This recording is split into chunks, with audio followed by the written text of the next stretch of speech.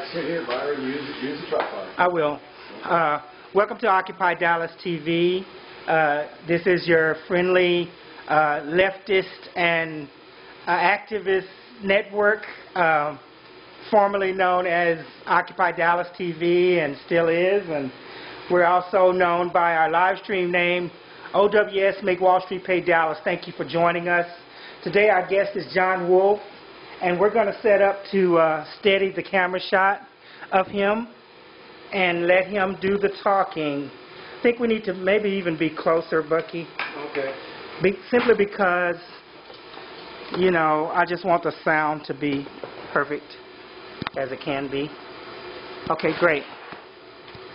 All right, John, we have you clearly focused. We'll try to hold still so you don't bump around and drive everybody crazy. But you can just go ahead and kind of go into your own words about police confrontations, what causes them. Did you give an introduction? Well, they are asking for you to do a short bio, Sure. An introduction, if you would.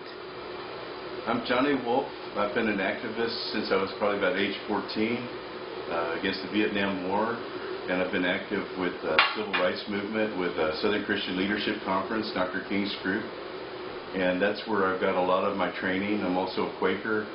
I'm also a Sufi, so I call myself a Muslim Quaker. So that ought to give you enough enough to know that I'm not afraid. And I've been an activist a long time. I've organized with the United Farm Workers, different movements, the anti-apartheid movement, solidarity with Southern Africa, Mozambique solidarity, CISPAS, Community Solidarity, People El Salvador. Worked against wars. I've held banners up against the federal building when Bill Clinton tried to invade Haiti, blew up pharmaceutical factories in Africa. You know, just been out there every time. Been working against the war in Iraq for over 20 years, and haven't been afraid. Just stepping right up. About 10 years ago, just before Bush invaded Iraq, I bought a house in the middle of Crawford, Texas.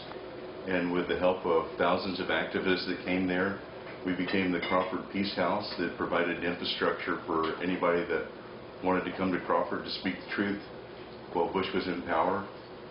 And also did a lot of work with the police department there, the sheriff. The chief of police at Crawford became one of my closest friends. I used to call him up and say, "Johnny, this is Donnie, the nicest person you never want to hear from." And over the years, developed a relationship with the police department for probably the first 10 years that I worked with the police. There was a gentleman that was with internal review, and his job was to police the police. And one story comes in mind in particular when Ross Perot had his convention here, and we stood outside the convention center. We had a giant banner that said, "Too wide, too far right," and the police showed up on horseback to push us back. And the police came up and put their cameras in everybody's face. And a real important thing to understand when you're in a confrontational situation, before a policeman can arrest you, you have to understand what you're doing wrong. And so we sent the word down the line, no matter what they ask you, tell them you don't understand. And so they came out and said, Ross Perot has rented the Dallas Convention Center, and therefore, by being here, you're trespassing. Do you understand? And it's like, how can you really understand something like that? You know, does Ross Perot own the City Hall, you know, the Dallas Convention Center? Why are there public police here policing it? Why aren't there private security? If I'm really trespassing, then what is the police department doing here on horseback? You know, is this private property? So I said, I don't understand. And, you know, the charade went down the line. They finally, you know, they went down to the next person. They repeated the same story, and they said, I don't understand. And after a while, they just got real frustrated, and then the officer came over and said, it's not cool to block the entrance. And I said, yeah, you're right. It's probably not cool to block the entrance. So that's kind of how we resolved ourselves. Another time, just to give you an idea of foundation, I was driving down the road and I got pulled over by the police, and I noticed that the cops were coming up to each side of my car with their guns drawn, and one officer leans in and says, "Sir, do you know your seatbelt's not buckled?" And I looked at him and I said, "Are you really going to shoot me for endangering myself?" You know, it's kind of funny at the time, but then I realized that my bumper sticker said, "I'd rather be smashing imperialism." And these were two old veterans that were it was a time when it was popular to have a bumper sticker that said, "I'd rather be killing communists." And so that was kind of my tongue-in-cheek response, but I took the bumper sticker off and didn't have much trouble after that. So there's a level of what are you wanting to do that you're having an interaction with the police. If you're doing a specific action, then you're there to make something happen. You have specific goals that you're trying to achieve, and those goals are the most important thing you're there to do. And in order to do that, you have to surrender your ego to those goals. So it's like if you have a glass of water that's full and you're trying to pour something into it, you can't pour anything else into it. You're like a container. There's a lot of people come to an action and they're angry.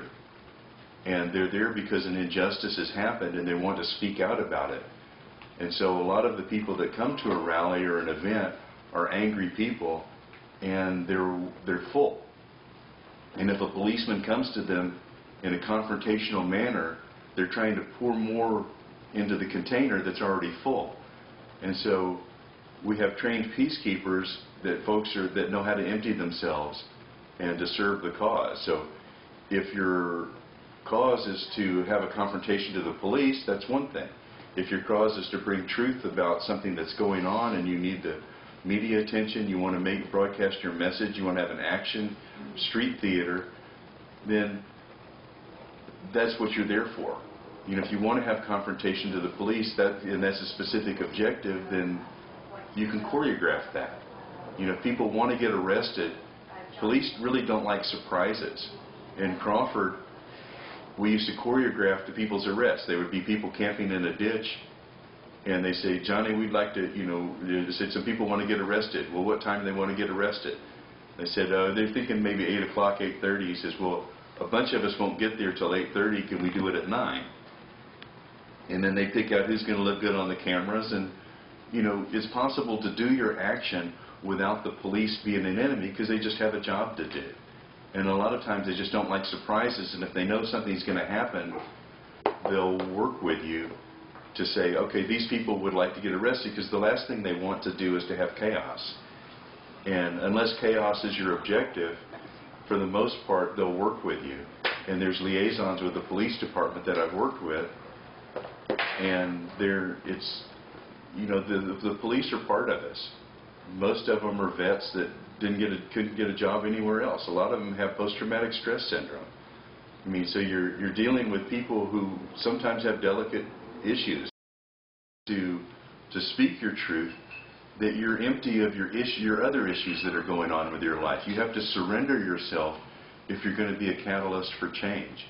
And that's one of the most important things. And Dr. King's 5 steps towards change is that you research your issue, you know the truth, you purify yourself, you notify your opponent of what change you'd like them to make, and the last is that you do reconciliation to heal.